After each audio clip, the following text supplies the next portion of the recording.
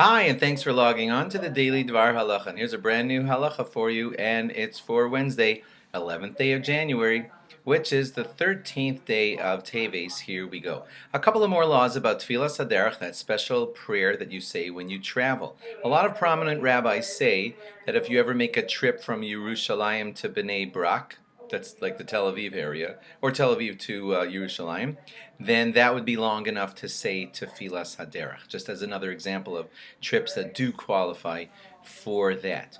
What if a person feels that there's added danger in the trip that he's taking? Like, let's say he's going through a bad neighborhood or he's going over dangerous waters or something. So, most rabbis say that you can add in a little something and please protect me from these dangerous waters.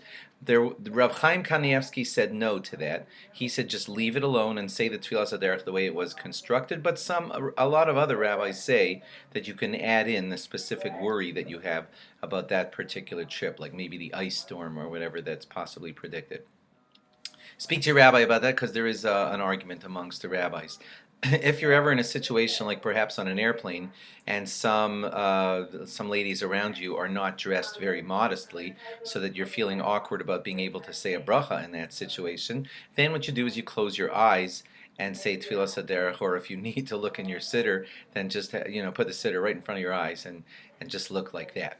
Now, while we're on that, we should just mention what to do on an airplane in general, because it's not exactly a derech, you're flying in the air.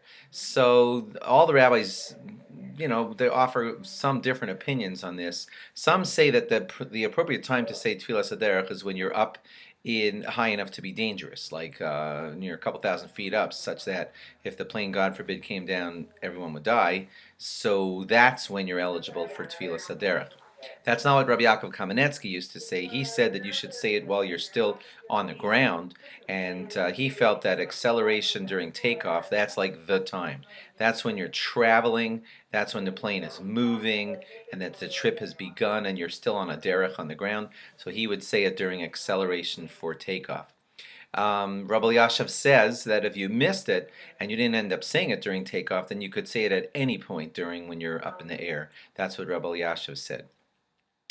Some poskim say that if you did end up saying Tefilas Haderech while you were on the way to the airport, then that Tefilas Haderech that you said on the long trip to the airport could, if you intend it as such, could qualify as your Tefilas Haderech for the airplane flight also.